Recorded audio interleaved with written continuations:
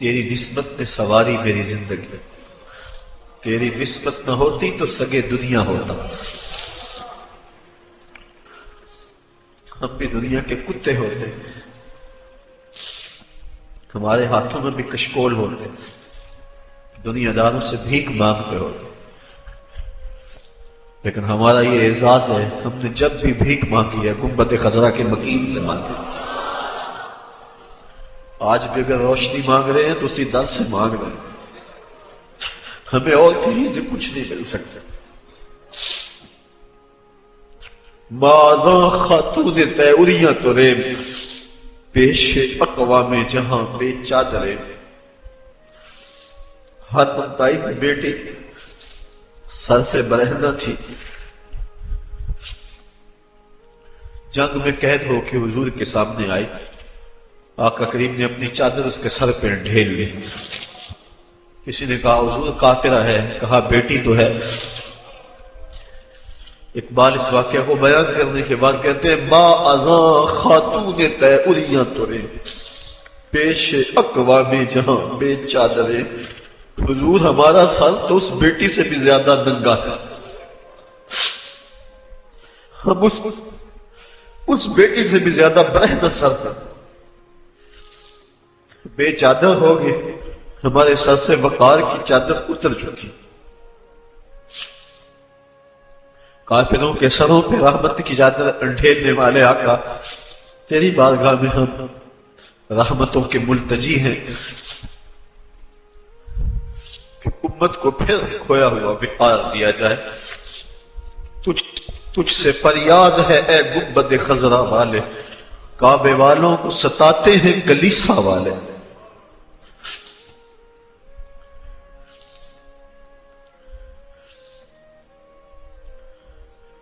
ہم بالکل خالی ہو گئے، ہمارے سر ننگے ہو گئے۔ آپ کی چادر رحمت ہر گناہگار کے سر پہ ہے، لیکن یہ ہمارا قصور ہے کہ ہم نے غیروں کے قوانین کو اپنایا، اپنا حلیہ، اپنی وضاقتہ، اپنی شکل و صورت، اپنے اعمال و افعال، اپنا کلچر غیروں کے طریقے کے مطابق رکھا۔ تو اگر آقا روٹھ جائیں تو ہمارے پلے ہے کیا؟ آج معافی مانگ لیں اپنے آقا سے، حضور معافی، حضور معافی، حضور معافی، حضور معافی۔ تو سانسی ڈکیا جنہ کما تھی، حضور جی میں او کر گیا ہوں۔ تو سانسی ڈکیا جنہ کما تھی، حضور جی میں او کر گیا ہوں۔ گناہاں دی دل دل دے اندر گل میں تیکر اتر گیا ہوں۔ تو ہاڑے حکماں تو چھڑ کے آقا میں جیدہ کتھے مر گیا ہوں۔ حضور معافی، حضور معافی۔ چھوڑ کے آپ کا دامن رحمت آقا ہم سے بھول ہوئی، کھو دی اپنی قدر و قیمت آقا ہم سے بھول ہوئی۔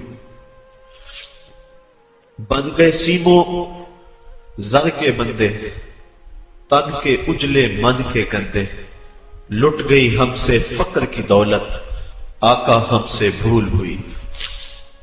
دیکھ ہماری آنکھ مچولی، اپنے سینے اپنی گولی، بھول گئے ہم درس اخوت آقا ہم سے بھول ہوئی۔ دنیا کے ٹھکرائے ہوئے ہیں، تیرے در پہ آئے ہوئے ہیں، کھول دے ہم پہ باب رحمت آقا ہم سے بھول ہوئی۔ کہہ دو آقا کو، آقا ہم سے کہو نا۔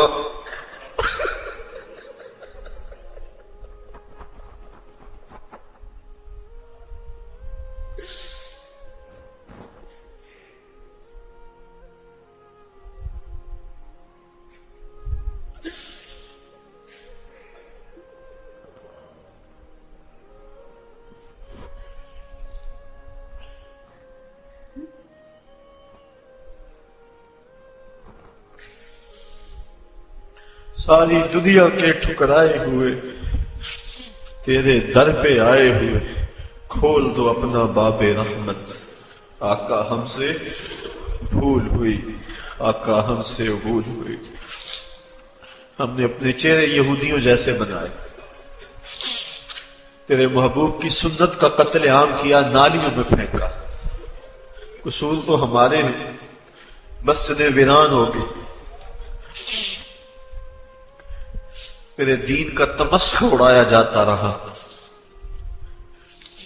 حضور ہم سے ناراض نہ رہو، ہم مٹھی بھر تھوڑے لوگ، ہمارے دل آپ کے لیے دھڑکتے، ہم آکسیجن سے سانس نہیں لیتے، عشق رسول سے لیتے. ہماری نس نس میں آپ کا پیار سمویا ہے، ہماری دھڑکنیں نبی نبی پکارتی ہیں.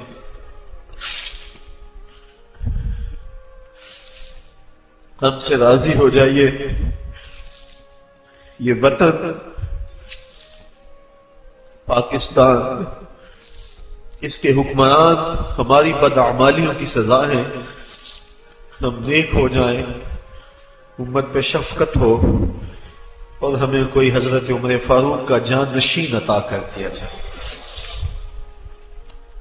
اس وطن کی گلیوں میں، کوچہ و بازار میں نظام مصطفیٰ کے سویرے طلوع ہو جائیں، امن کے سویرے طلوع ہوں، ظلم کی رات ختم ہو. بس یہ گزارشیں، یہ آرزویں، یہ تمنائیں لیے آج کی اس محفل میں ہم حاضر ہیں. دو چیزوں کے دامن کو بڑی مضبوطی سے تھام لیں. ایک تو راتوں کو اٹھ کے قرآن مجید کی تلاوت کا معمول بنا لیں. میں اپنے ساتھیوں سے لمبی گفتگو نہیں، یہ 2-3-4 باتیں ہیں، بس ان کو ذہن نشین کر لیں اور آج سے اس پہ عمل شروع کر لیں. راتوں کو تنہائیوں میں اٹھ کے قرآن مجید کی تلاوت کریں. ترجمہ آتا ہو تو بہت خوب، ورنہ مترجم قرآن مجید لے لیں. یہ بھی سمجھ نہیں آتی، ویسے الفاظ پڑھتے جائیں. قرآن مجید کی سمجھ نہ بھی آ رہی ہو، ویسے بھی تلاوت پڑھیں تو قلب کو حضور سے قربت ہوتی. حضور علیہ السلام نے ارشاد فرمایا راتوں کو اٹھ اٹھ کے قرآن پڑھو اور قرآن پڑھتے ہوئے رویا کرو. اور فرمایا فَإِن لَمْ تَبْكُوا فَتَبَاكُوا، اگر رونا نہ آئے تو رونے کی کوشش کیا کرو. حضرت داتا صاحب فرماتے ہیں اگر کوئی کوشش کرے پھر بھی نہ آئے تو فرماتے ہیں پھر وہ اپنے مقدر پہ رویا کرے، کہ وہ کوشش بھی کرتا، اتنا پتھر دل ہو گیا کہ اس کے دل میں گداز اور نرمی پیدا نہیں ہوتی، تو پھر وہ اپنے مقدر پہ روئے. تو ایک تو راتوں کو اٹھ اٹھ کے قرآن مجید کی تلاوت کو ہر مصطفی اور ادارت المصطفیٰ کا ہر رکن اپنا معمول بنا لے. اس سے قلب کو ذات رسالت مآب صلی اللہ علیہ وسلم سے رابطہ ہوگا، اور ہو سکتا ہے کبھی مقدر جاگ بھی پڑے.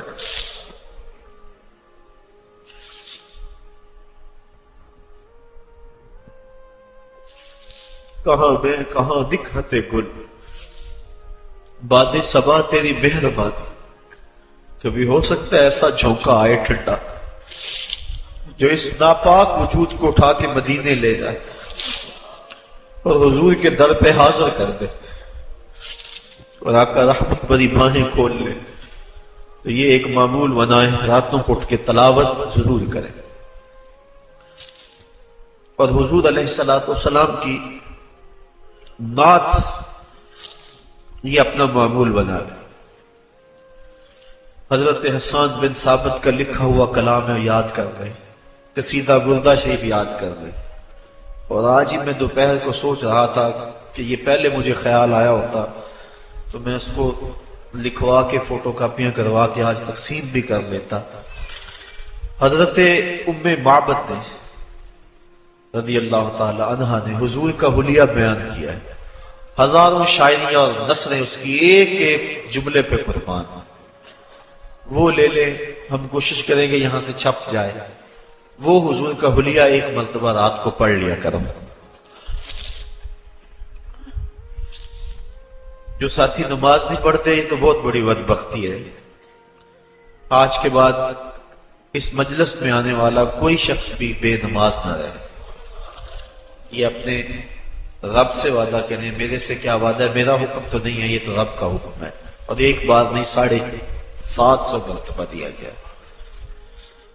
جن کے چہرے داڑھی شریف کے نور سے محروم ہیں وہ اپنے چہروں پہ نور کی یہ جو جھالر ہے، اللہ کے محبوب کی سنت ہے، حضور سے سونا چہرہ کس کا ہو سکتا ہے؟ اگر داڑھی چہرے کو بدنما بناتی تو پھر اللہ اپنے محبوب کو یہ داڑھی کیوں عطا کرتا؟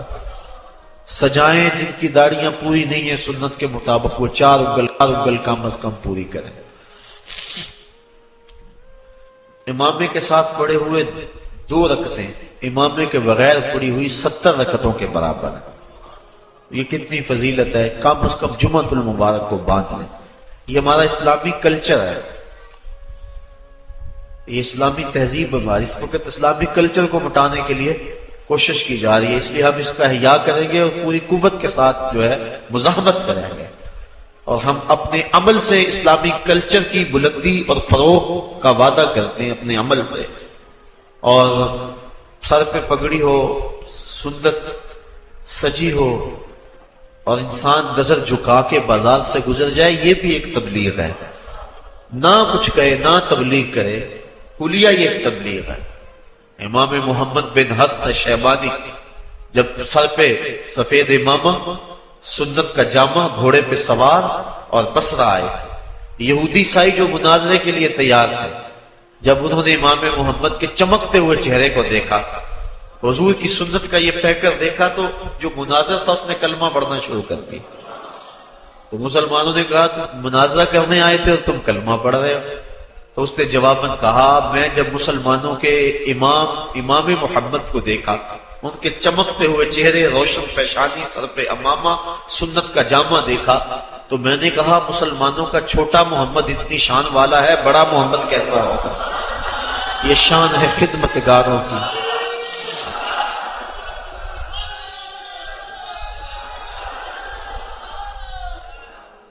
یہ شان ہے خدمتگاروں کی، سرکار کا عالم کیا ہوگا؟ کہا چھوٹا محمد اتنی شان والا ہے، بڑا محمد کیسا ہوگا؟ اپنے کردار کو ستھرا رکھیں، نظر کی حفاظت بہت ضروری ہے۔ اس دور میں نظریں بھٹک رہی ہیں، نظریں زنا کر رہی ہیں، خیال اور سوچیں زنا کر رہے ہیں۔ بہت بڑی مصیبت ہے جو اس دور میں ہے، شیطان برہنہ ناچ رہا۔ میری مائیں، بہنیں اور بیٹیاں جو اس اجتماع کو سن رہی ہیں، اپنے پردے کی حفاظت اپنی جان سے زیادہ کریں۔ پردہ بوجھ نہیں ہے، پردہ آبرو کا نام ہے۔ اس برقعے کو قید خانہ نہ سمجھے، بلکہ اس برقعے کا ایک ایک تار، ایک ایک سلوٹ میری بہن تیری آبرو کی محافظ ہے، تیرے حیا کا پہرا ہے تیرا پردہ۔ تو مغرب کی ٹینو نہیں ہے، تو مشرق کی بیٹی ہے۔ لوگ کہتے ہیں یہ دقیانوس ہیں، پرانے دور کی باتیں کر رہے ہیں۔ میں کہتا ہوں اتنے پرانے ہو جاؤ، اتنے پرانے ہو جاؤ کہ مدینے کی گلیوں میں پہنچ جاؤ، اتنے پرانے ہو جاؤ کہ طائف کے بازاروں میں چلے جاؤ، اتنے پرانے ہو جاؤ کہ بدر کی وادی میں پہنچ جاؤ، اتنے پرانے ہو جاؤ، اتنے پرانے ہو جاؤ کہ مکے کے بازاروں میں نبی کے نام پہ زخم کھاؤ لیکن زبان سے اف تک نہ کہو۔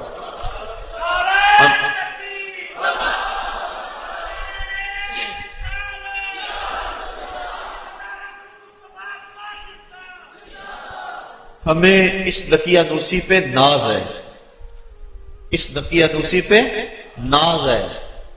تمہاری روشن خیالی تمہیں وائٹ ہاؤس تک پہنچاتی ہے، اور ہماری دقیانوسی ہمیں محمد عربی کے حجرے تک پہنچاتی ہے۔ ہم حجرہ عائشہ تک پہنچ جاتے ہیں، وہ حجرہ جس سے نور نکلتا تھا، جس حجرے میں بیٹھ کے کائنات کے قانون وضع کیے گئے، جس حجرے میں 26,000 مرتبہ جبریل امین آئے، ہمیں ہماری دقیانوسی اس حجرے تک پہنچا دیتی ہے۔ تمہاری روشن خیالی تمہیں پینٹاگون کے سرخ قالینوں تک پہنچاتی ہے، اور ہماری دقیانوسی ہمیں مسجد نبوی کے اندر کھجور کی بنی ہوئی چٹائیوں پر بٹھا دیتے ہیں، ہمارے لیے یہ اعزاز ہے، ہمارے لیے یہ افتخار ہے، ہمارے لیے یہ عزت کا سامان ہے، یہ تانا نہیں ہے۔ تم اگر تانا سمجھ کے دیتے ہو اور ہم تو اس کو پھول سمجھ کے جھولی میں ڈالتے ہیں۔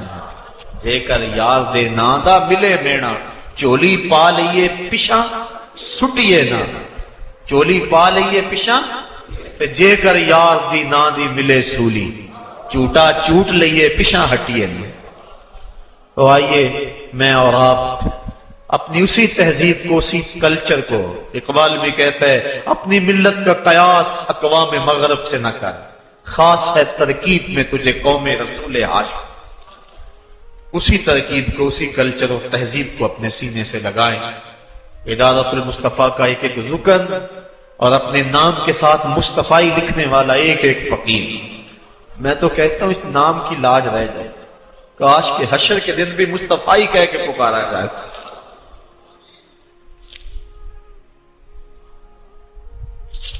ہمیں سو ناز ہے اس پر کہ ہم تیرے ہی منگتے ہیں، ہمیں سو ناز ہے اس پر کہ ہم تیرے ہی منگتے ہیں، کوئی در بھی تیرے در کے سوا ہم نے نہیں دیکھا، کوئی در بھی تیرے در کے سوا ہم نے نہیں دیکھا۔ میں کھو جاؤں حشر کی بھیڑ میں تو آپ فرمائیں، ہمارے در کا ساکب تھا گدا ہم نے نہیں دیکھا۔ کاش کہ اس نام سے آواز پڑ جائے، یہی ہماری کامیابیوں کی ضمانت ہوگی، یہی ہمارے لیے بامرادی کی ضمانت ہوگی۔ اللہ تعالیٰ جل شانہ آپ سب کو سلامت رکھے، آپ کو اپنی امان اور حفاظت میں رکھے۔ دور و نزدیک سے آئے ہیں، ہر جمعۃ المبارک کو آتے ہیں، ہر پیر کی حاضری ہوتی ہے، ذکر کی محفل سجتی ہے، دور کی مجلس ہوتی ہے، کیسی رونق ہے۔ پچھلے دن بیرون ملک گئے ہوئے ایک ساتھی کا فون آیا تو میں نے پوچھا سناؤ کیا حال ہے؟ کہتے سارا ٹھیک ہے، لیکن جب جمعہ آتا ہے اور پیر کا دن آتا ہے اس دن دل تڑپتا ہے۔ اور میں نے کہا تم جہاں بھی ہو تمہارا دل تو ادھر ہی ہے۔